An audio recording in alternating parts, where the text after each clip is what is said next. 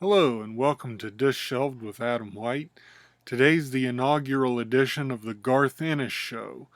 I decided recently I've been reading a lot of Garth Ennis, who's a comic book writer, and I've always loved his work ever since he first started out.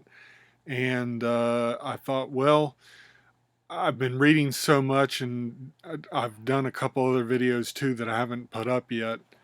Um, but I uh, I decided just to go ahead and turn it into its own show.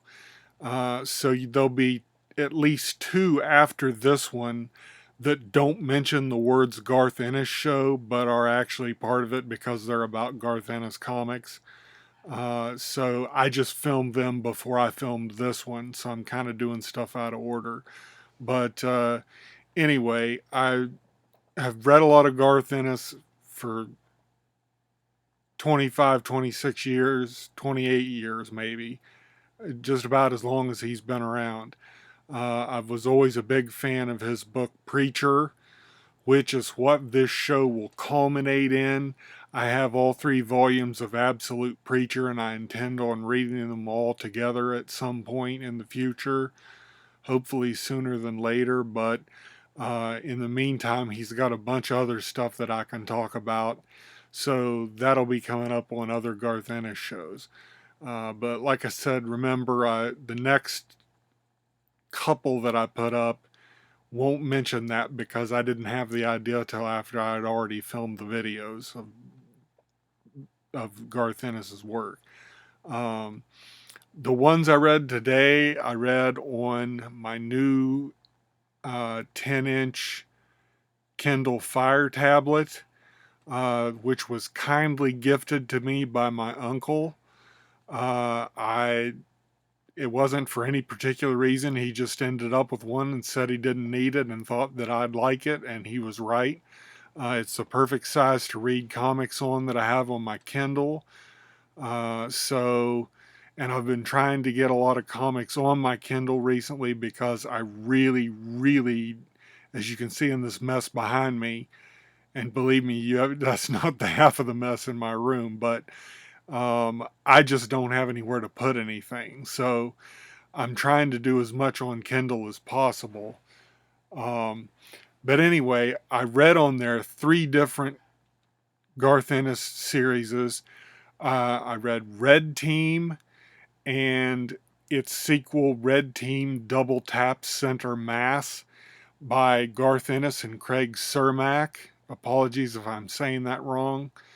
And I also read Marjorie Finnegan, Temporal Criminal by Garth Ennis and Goran. Uh, I can't remember his last name now. Suzuko or something like that. I'm really sorry that I got that wrong. I didn't have it in front of me.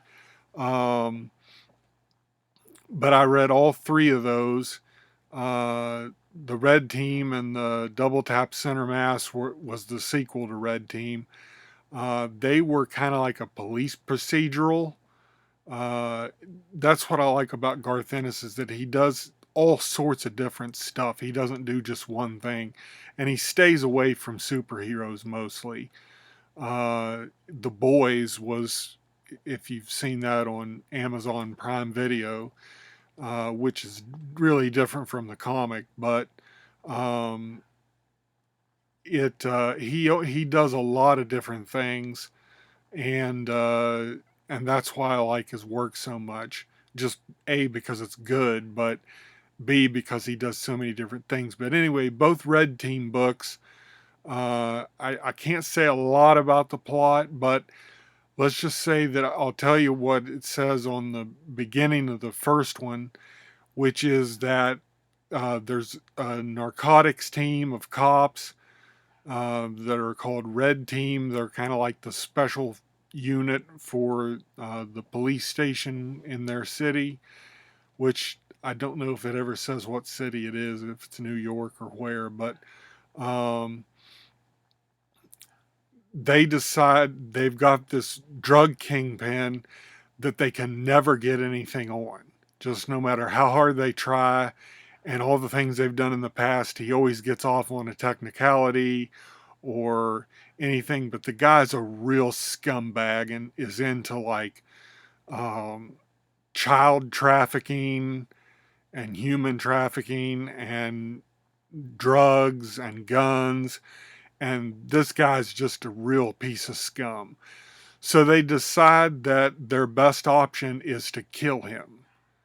And so that's what they do. And I mean, that's not, they tell you that right on the back of the book, but um, it's the first thing that happens in the book is that they kill this drug kingpin.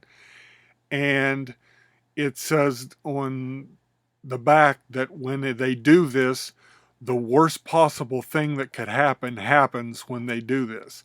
Now, I'm not going to say what that thing is because that's kind of the point of the rest of the book.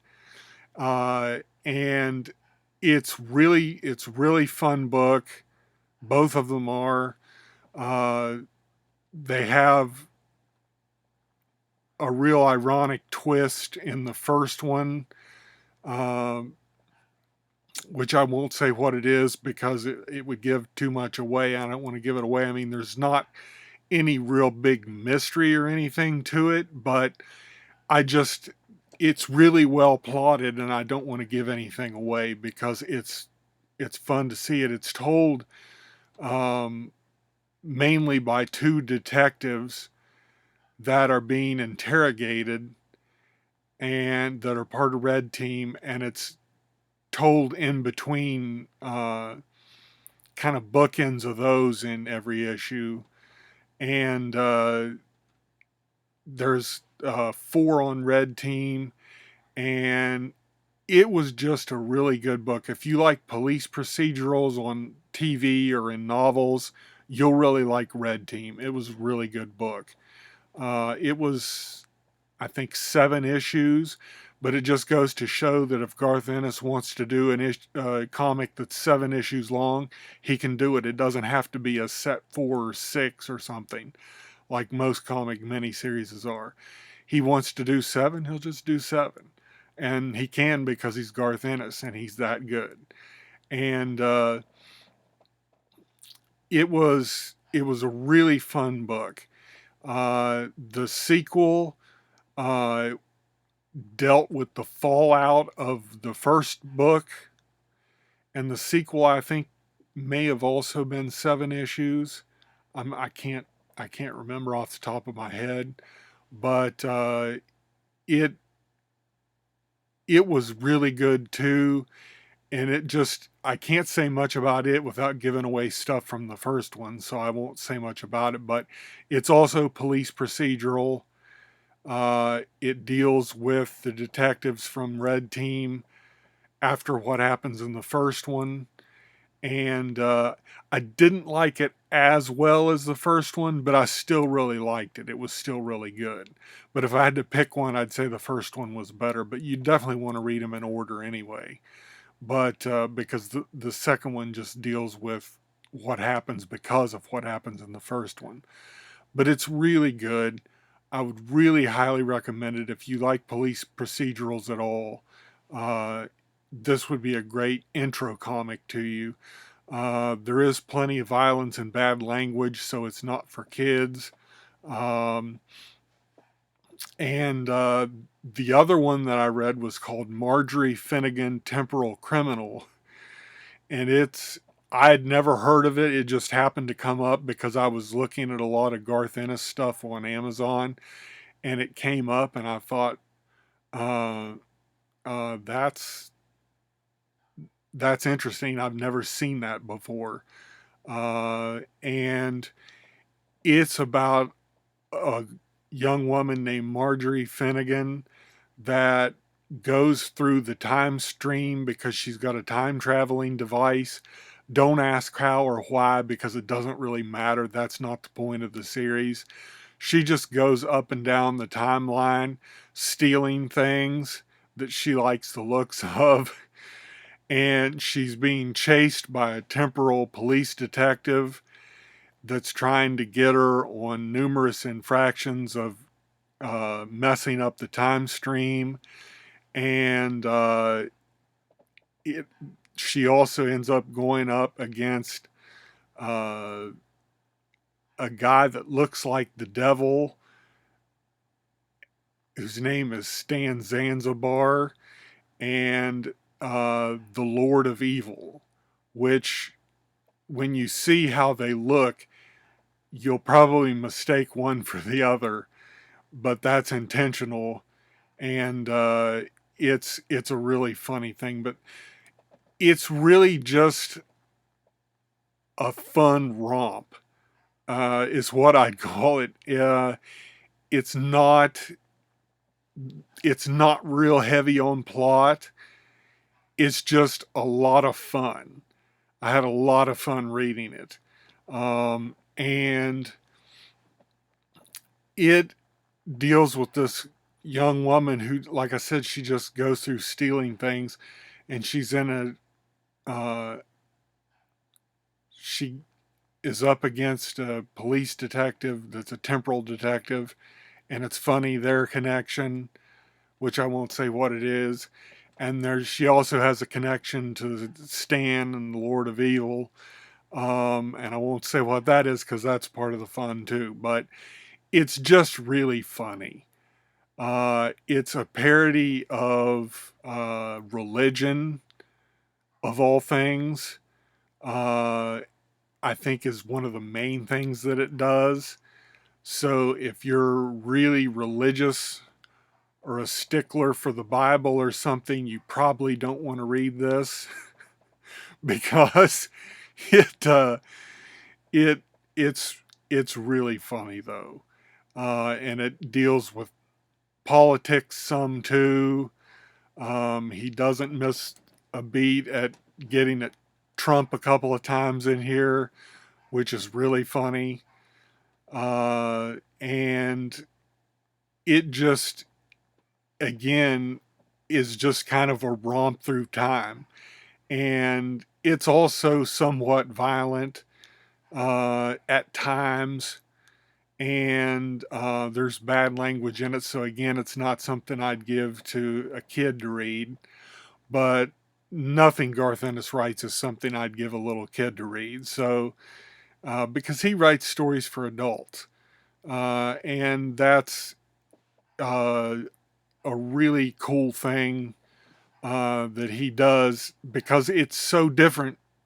Marjorie Finnegan's so different from Red Team. I mean, it's just a totally different thing, just a bizarro time travel story. And I don't even usually like time travel stories, but I really liked this one.